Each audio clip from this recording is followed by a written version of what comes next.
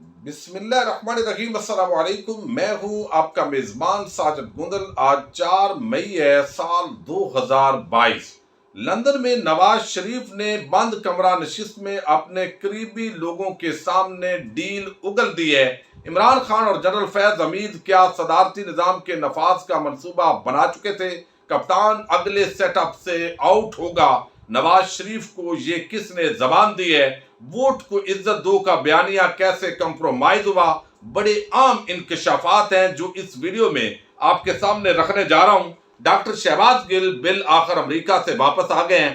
پہلی press conference کے اندر ہی انہوں نے ٹوکرا صحافیوں کو کہیں کا نہیں چھوڑا۔ اسی سے ویڈیو کا آغاز کریں گے اور امید کروں گا کہ آپ سماعت کرنے کے بعد ہمیشہ کی طرح اپنے قیمتی فیڈ بیک سے ضرور آگاہ کریں گے۔ عمران خان کے قریبی لوگ، ان کے بارے میں کہا گیا کہ ان کو جلدی ECL کے اندر نام ڈالیں چونکہ انہوں نے بڑی کرپشن کی ہے، یہ بھاگ جائیں گے، یہ واپس نہیں آئیں گے۔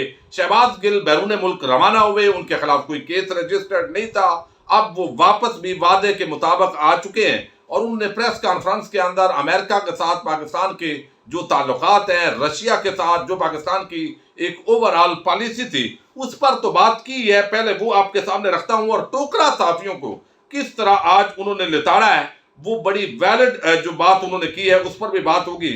انہوں نے کہا ہے کہ ہمارا جو ہے یہاں پر ہم نے ایک ڈاکٹرائن بنائی پاکستان کے اندر، جیو اسٹریٹجک نہیں، معاشی اسٹریٹجک۔ اس ڈاکٹرائن کا مقصد دفاع سے نکل کر پاکستان کی معیشت بہتر کرنا تھا۔ ظاہر ہے یہ تمام سٹیک ہولڈر جو ہے، اسٹیبلشمنٹ، عسکری لیڈرشپ اور سول جو بیوروکریسی ہے، اس کے ساتھ مل کر ہی بنائی گئی تھی۔ انہوں نے کہا کہ کوئی ملک ہزاروں میل دور ہے، اس سے ہماری کیا دشمنی ہے، ہم کسی کی پراکسی جنگ نہیں لڑیں گے۔ اس سلسلے میں ہی روس کا دورہ ہوا۔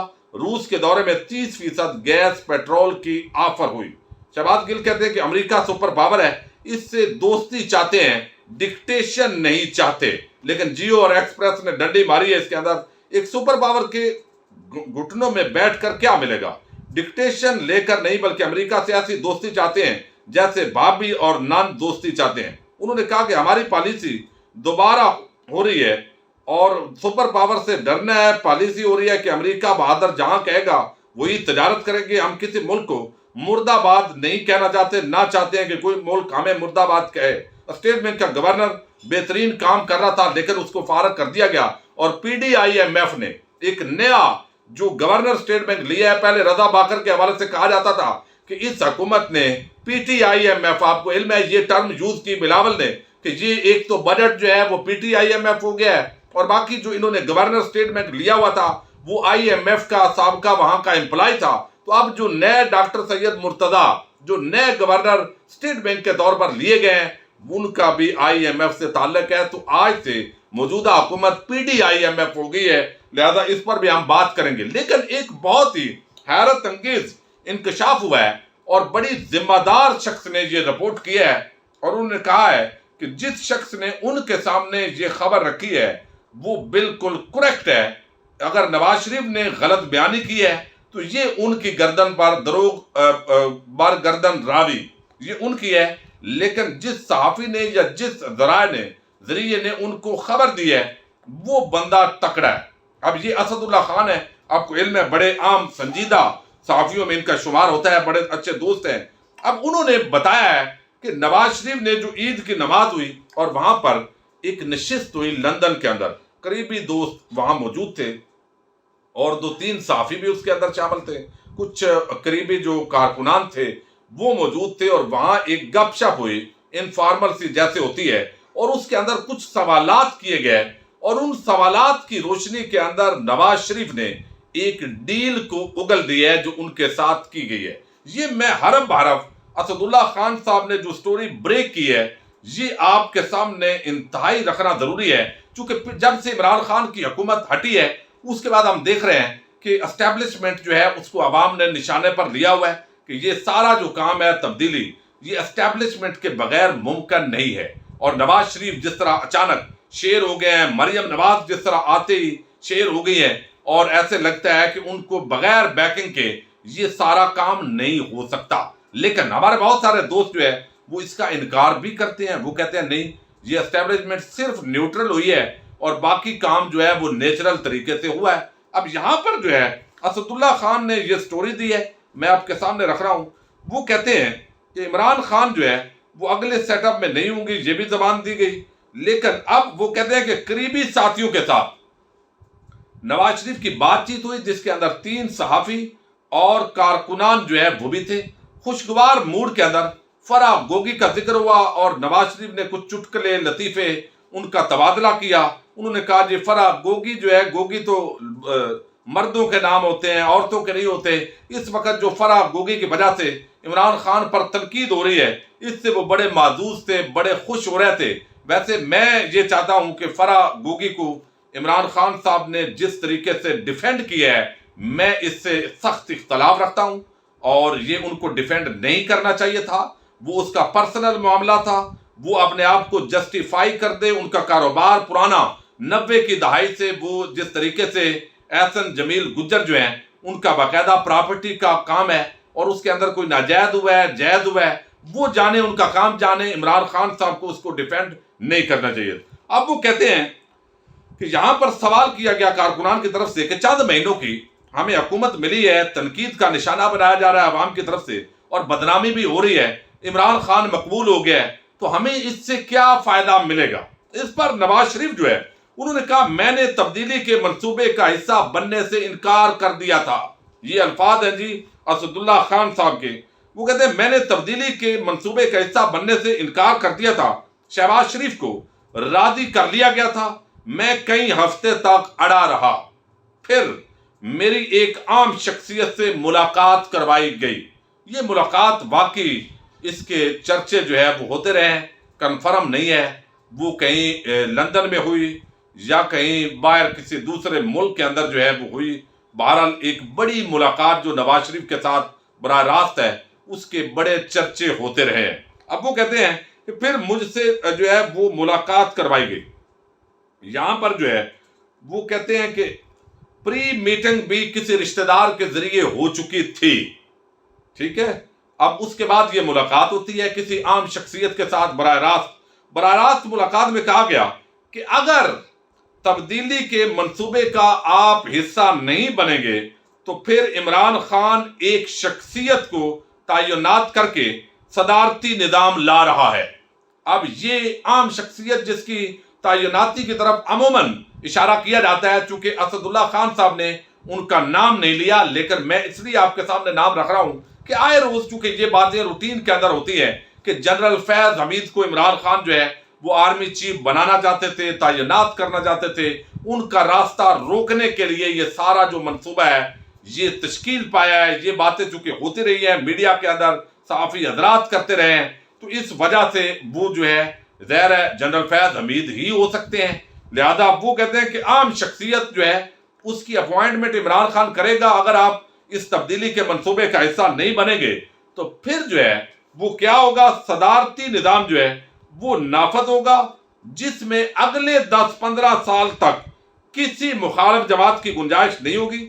مجھے یقین دلایا گیا، یہ نواز شریف نے انکشاف کیا ہے اس نشست کے اندر جو اسد اللہ خان نے اپنے عام ذریعے کے حوالے سے کنفرم کیا ہے۔ وہ کہتے ہیں جس میں اگلے 15 سال تک کسی مخالف جماعت یا شخصیات کی گنجائش نہیں ہوگی۔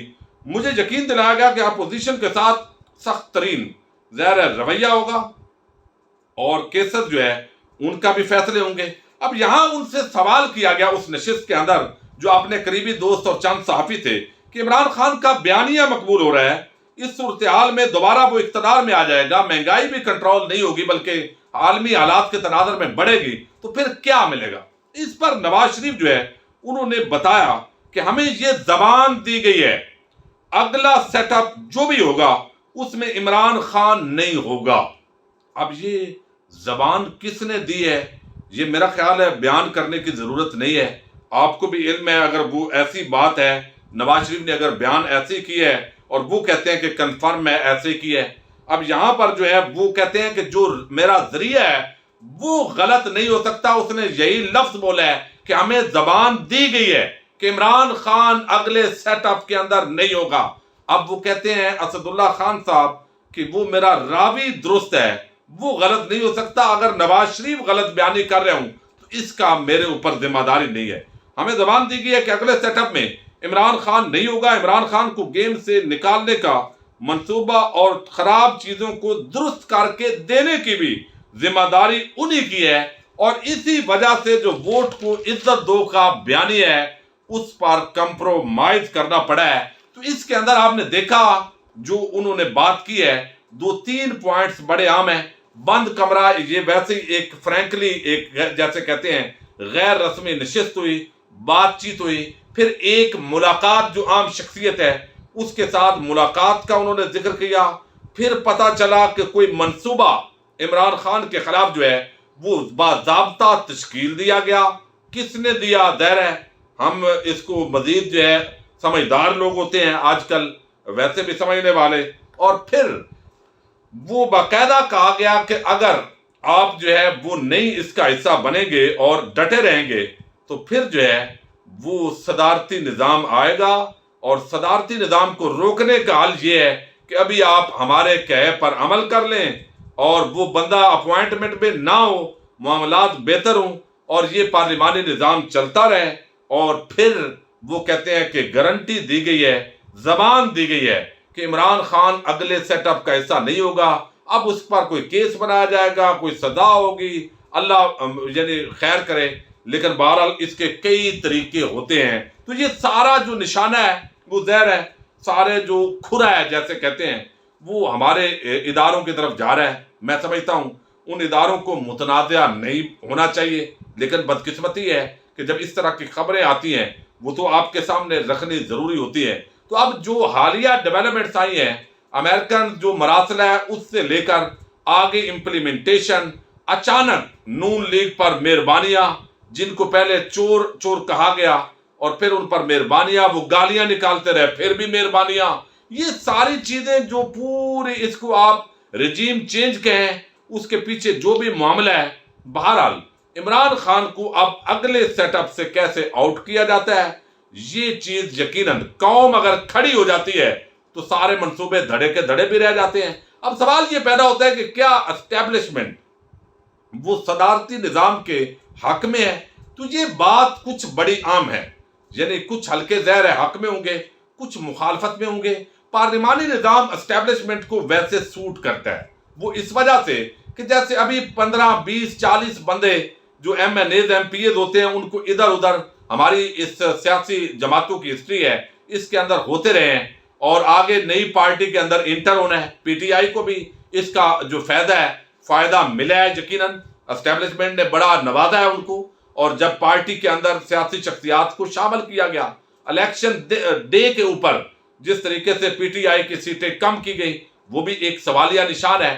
لیکن جب پی ڈی ایم کی تحریک زوروں پر تھی تو ایک بات آپ اگر یاد کریں تو میں کچھ سٹیٹمنٹس کسی اگلی ویڈیو میں ذکر کر دوں گا. پی ڈی ایم کے قائدین مسلسل یعنی کہنے لگ گئے تھے کہ یہ صدارتی نظام لانا چاہتے ہیں، یہ صدارتی نظام لانا چاہتے ہیں. اس میں فضل الرحمان، فرحت اللہ بابر غالباً اور پیپلز پارٹی کی کچھ شخصیات انہوں نے صدارتی نظام ان دنوں بیانات دیے تھے. تو کچھ اس طرح کی چیزیں ممکن ہے بیک ڈور میں چل رہی ہوں، لیکن یہ بہرحال بڑے عام انکشافات ہیں.